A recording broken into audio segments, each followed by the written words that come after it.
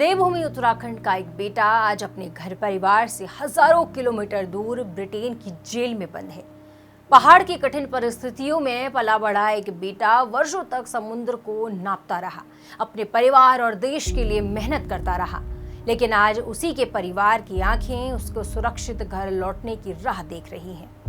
नैनीताल के रामनगर के रहने वाले merchant navy captain Ajay Pant पर ऐसे आरोप लगे हैं जिसकी गूंज अब भारत से लेकर ब्रिटेन और रूस तक सुनाई दे रही है। सवाल सिर्फ एक व्यक्ति का नहीं है, सवाल न्याय का है। सवाल यह है कि क्या अपनी ड्यूटी निभाने वाले एक कर्मचारी को उन फैसलों की सजा दी जा सकती है जो शायद उसके अधिकार क्षेत्र में ही नहीं थे। ये पूरा मामला 4 जून 2026 से शुरू होता है।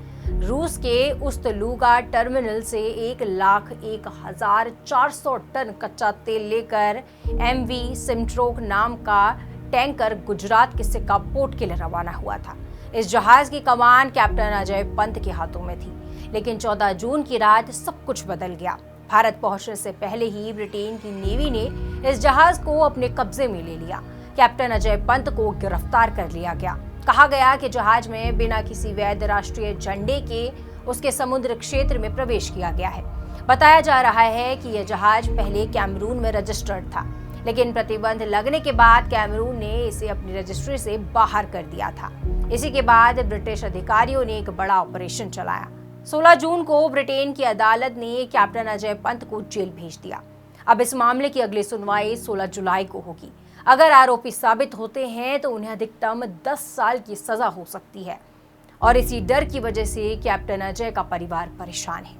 कैप्टन अजय की पत्नी रितु पंत ने प्रधानमंत्री नरेंद्र मोदी से मदद की गुहार लगाई। रितु पंत का कहना है कि अजय पिछले 15 साल से बेदाग रिकॉर्ड के साथ काम कर रहे हैं। वे सिर्फ अपनी कंपनी के निर्देशों का पालन कर रहे थे।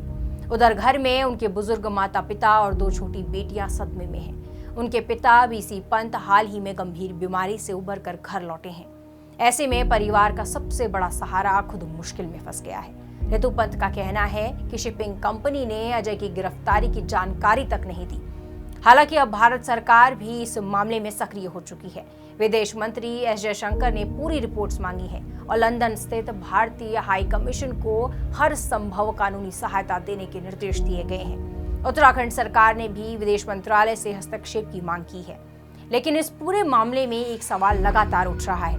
अगर जहाज के संचालन, रजिस्ट्रेशन या फिर प्रतिबंधों से जुड़े नियमों में कोई भी चूक हुई है तो उसकी जिम्मेदारी आखिरकार किसकी है? उस कंपनी की जिसने जहाज को संचालित किया या उस कैप्टन की जो केवल अपनी ड्यूटी निभा रहा था?